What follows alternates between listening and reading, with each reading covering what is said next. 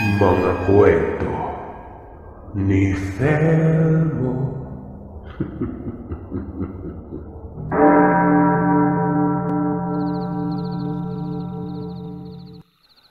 Ako po si Clea, taga Oroqueta, Manila.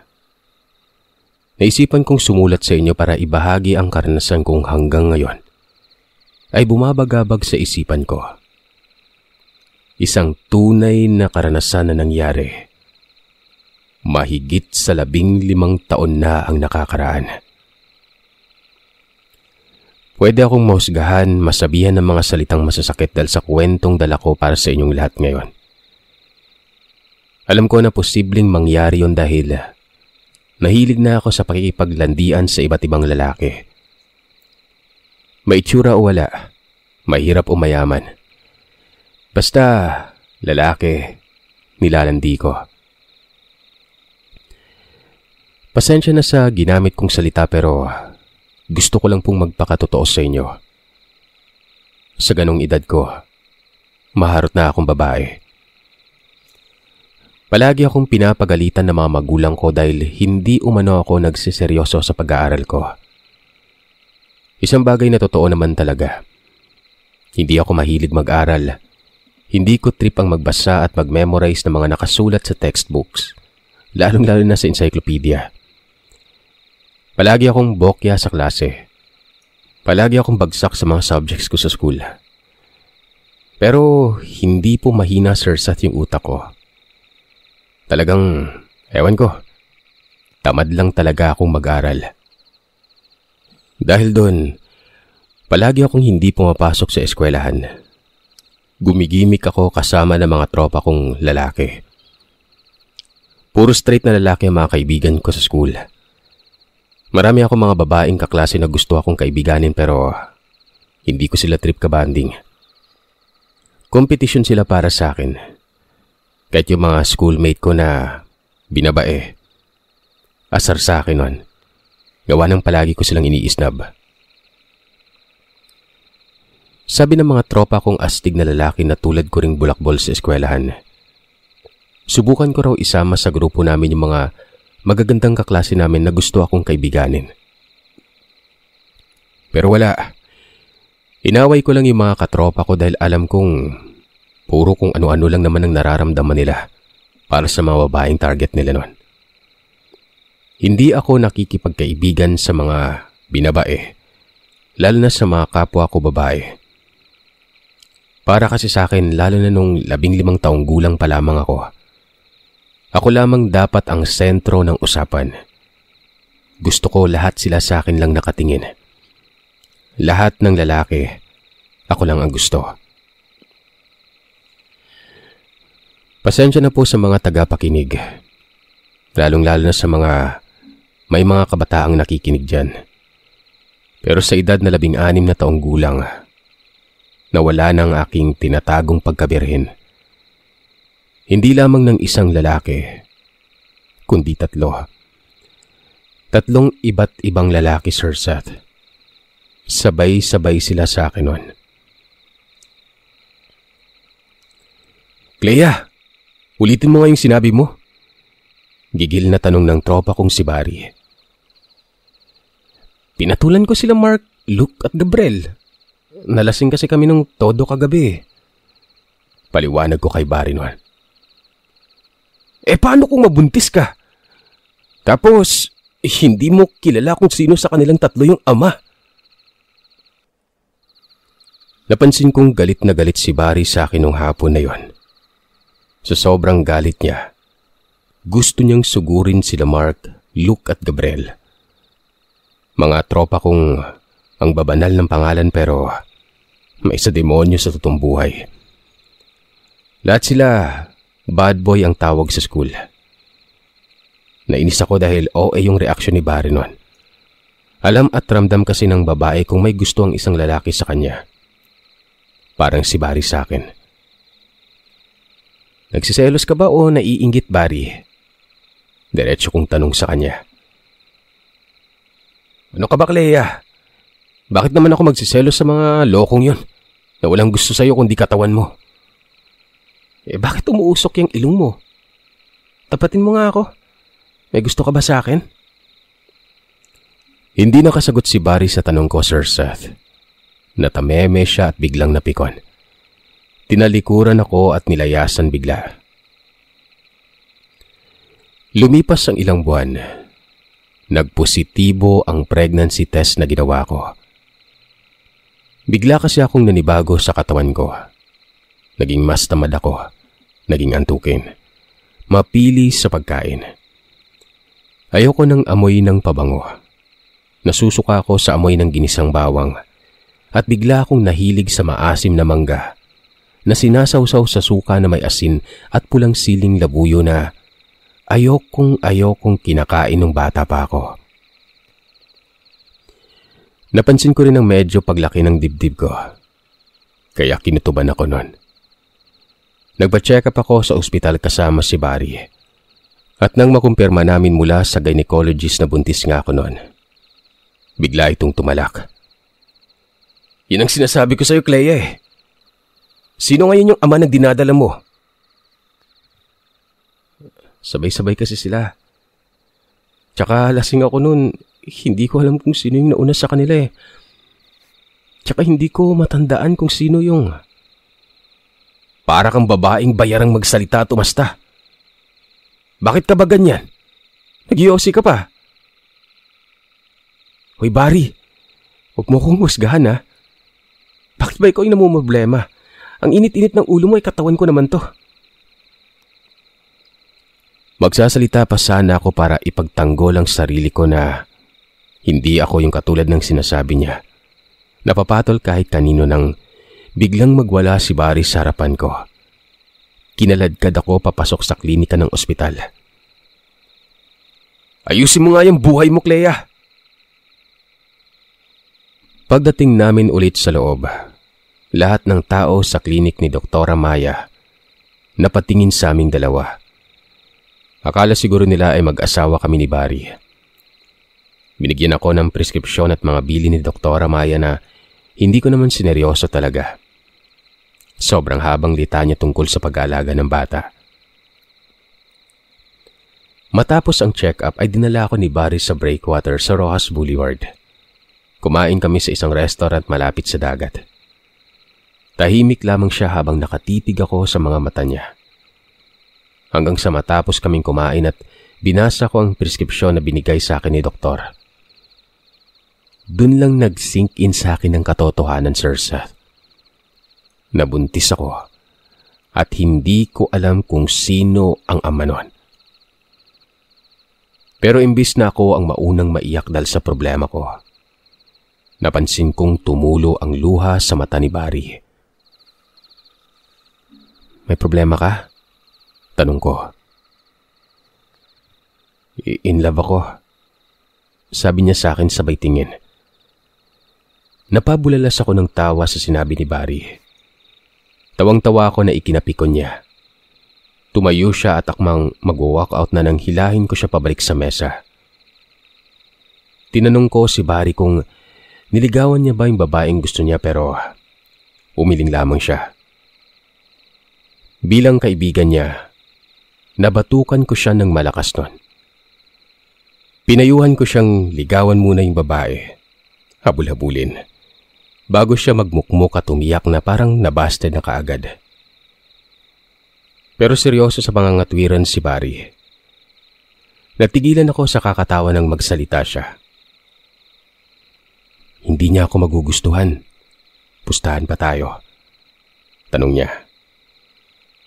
Kahit na gayumahin mo? Submit ko sa kanya. Gayuma? Totoo ba yun? Si Jeda. Siya yung kailangan mo.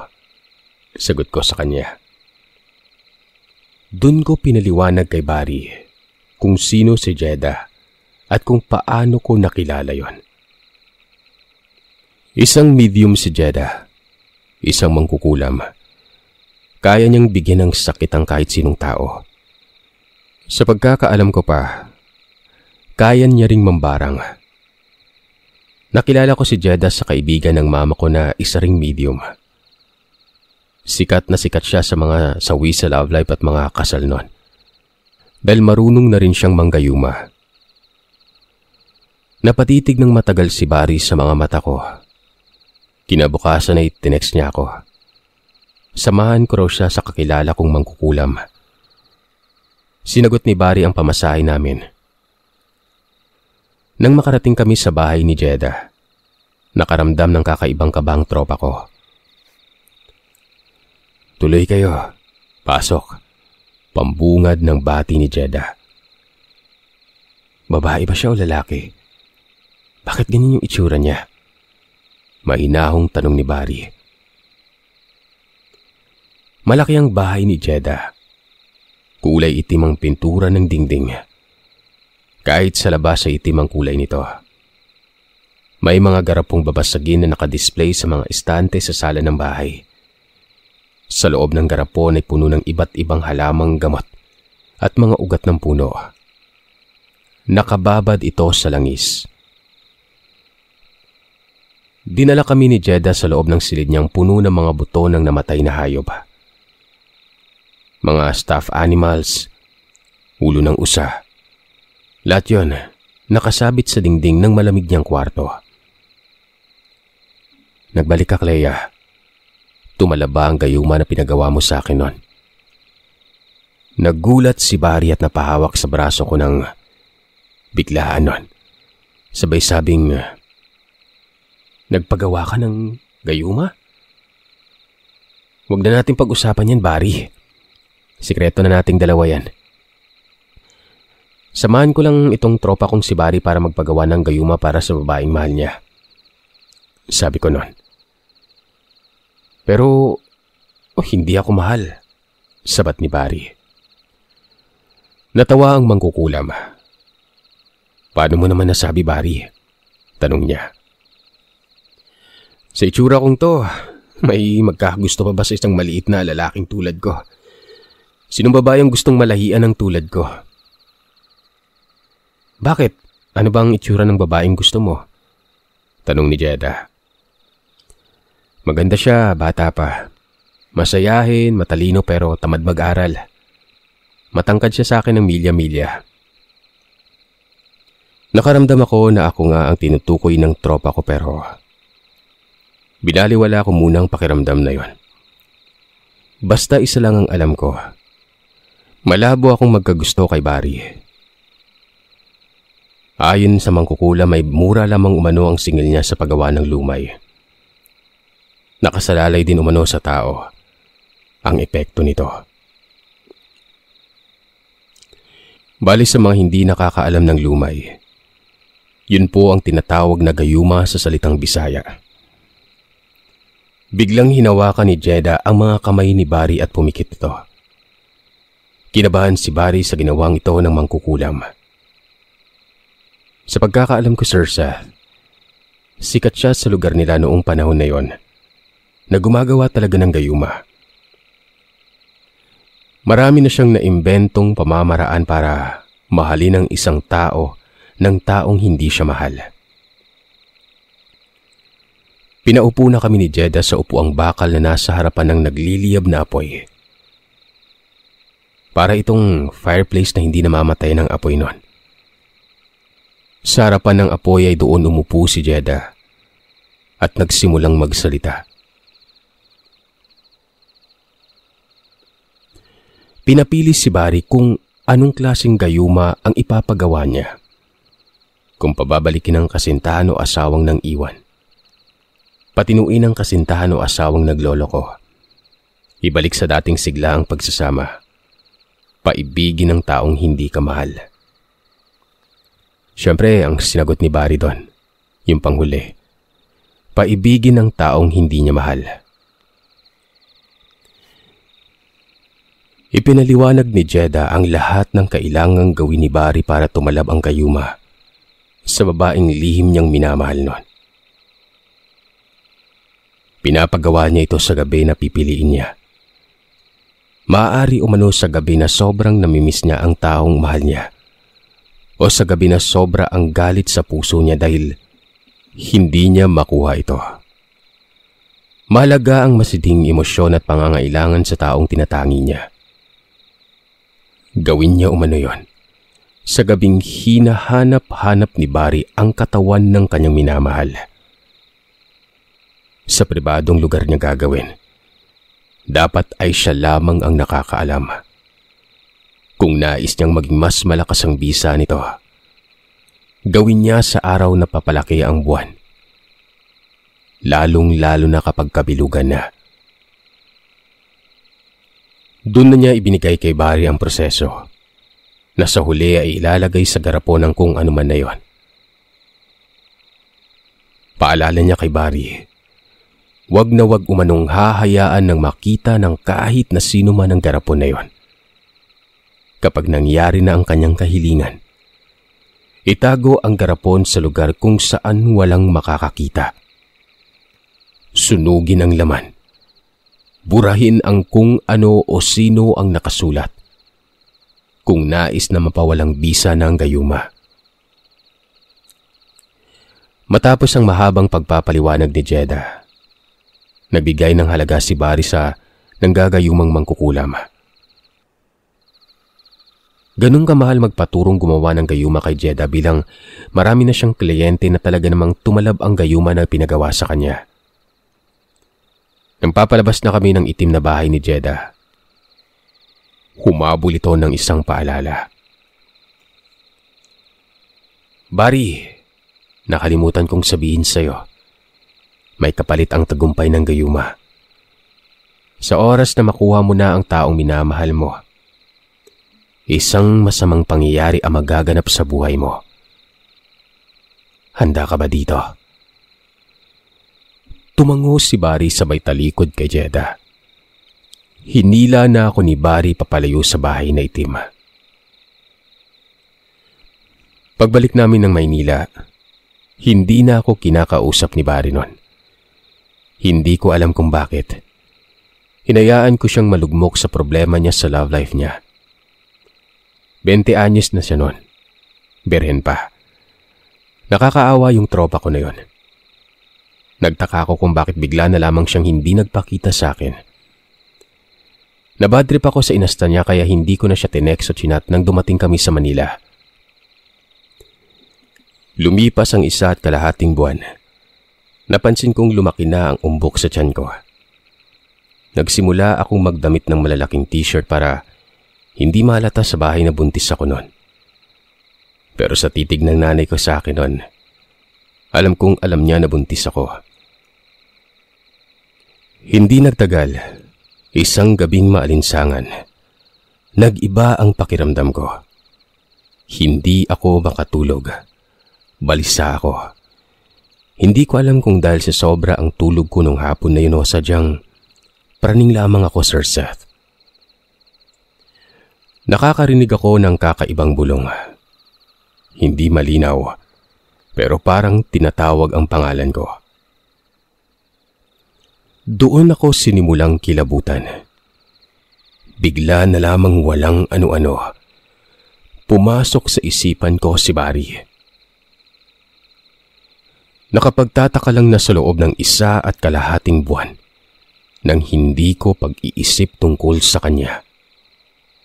Bigla na lamang siyang pumasok sa utak ko. Ang nakakatakot pa na parte ng kwento kong ito ay hindi ko siya maalis-alis sa isip ko noon. Palakas ng palakas ang bulong. Tinatawag ako. Sumilip ako sa bintana pero wala namang tao. Lumabas ako sa veranda para magpahangin at nagulantang ako noon. Halos mabaliw nang makita ko ang buwan na sobrang laki. Nakalutang sa madilim na langit. Sobrang laki nito. Bigla akong naalala ang sinabi ni Jeda kay Barry noon, na mas maganda umanong gawin ang ritual ng gayuma kapag kabilugan ng buwan. Ipinikit ko ang mga mata ko pero nakikita ko ang mukha ni Barry. Kinilabutan ako ng sandaling makaramdam ako ng kakaibang tibok sa dibdib ko. Nagpapalpitate ako noon. Hinawakan ko ang tiyan ko at huminga ako ng malalim noon. Sa isip ko, Pumilis ang tibok ng puso ko dahil sa baby na dinadala ko. Nagpa siya akong uminom ng tubig dahil sobrang init ng panahon. Papasok na ako sa loob ng kwarto ko nang biglang may tumawag ng pasigaw sa pangalan ko. Clea! Ako yung ama ng baby mo! Nakita ko si Gabriel. Lasing. May hawak na bote ng beer. Sumisigaw sa ilalim ng poste malapit sa bahay namin. Walang hiya ka, Gabriel! Ako ang tatay ng anak niya! Biglang lumitaw sa likod ni Gabriel si Mark. May hawak na pamalo nun. Isang malakas na suntok ang binigay ni Gabriel kay Mark pero gumanti ng suntok si Mark kay Gabriel. Tinamaan ito. Dumugo agad. Napasigaw ako. Natensyon ako sa kanilang dalawa. Bigla kong naalala ang gayuma na pinagawa ko dati kay Jeda. Nagbunga na ngayon ang ritual na matagal ko nang ginagawa para mapaibig sina Mark at Gabriel na parehong may nararamdaman ako. Hindi nila alam, matagal ko na silang gusto. Tingnan mo yung pagkaganid ko sa lalaki noon, Sir Seth. 2 lalaki ang ginayuma ko at nagbunga yon. Lumabas ako ng bahay para awatin silang dalawa pero bigla akong nakarinig muli ng bulong. Tinatawag pa rin ito ang pangalan ko. At kasabay ng pagkapraning ko ay nakaramdam ako ng kirot sa aking puson. Nang hawakan ko ang tiyan ko, napansin kong dinudugo ako noon. Gumagapang na ang dugo sa mga hita ko. Nahintakutan ako lalo na nang mapatingin ako sa dambuhalang buwan. Para bang mas lalo itong lumaki kaysa kanina. Sumakit ang tiyan ko nang mapuwersa akong sumigaw para awatin ang 2 lalaking ginayuma ko na nagpapatayan na sa harapan ng bahay namin. Hindi ako nakagalaw kaagad. Lalo na nang mapapikit ako at kitang-kita ko si Barry sa isipan ko. Hinanap siya ng utak ko. Si Barry ang naisip kong hinga ng tulong nun.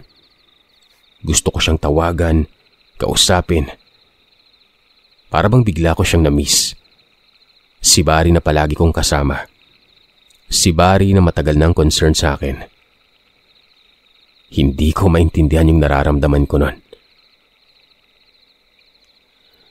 Nakunan ako ng gabing yon. Nalaglag ang bata. Doon na ako nagsimulang ma-depress. Hindi sa dahil nawalan ako ng anak kundi dahil hindi ko na nakita pa ulit si Barry hanggang sa pagtanda ko. Si Barry na binabaliwala ko lang noon ang iniiyakan ko na noong mga panahon na yon. Hindi ko na siya makausap, makasama at makapiling. Hindi ko alam kung pinarusahan ako ni Barry sa ginawa niyang paglayo sa totoo lang. Hindi ko din alam kung ginayuman niya ba talaga ako o hindi. O kung ginayuman niya man pero bakit hindi siya bumalik, di ba? Hindi ko tiyak. Kahit si Jeda siguro, hindi niya rin masasabi ang taong ginayuman ni Barry. Pero isa lang ang nakakasigurado ako, Sir Seth. Magmula ng gabing yon, palagi ko nang hinahanap-hanap si Barry. Magpasa hanggang ngayon.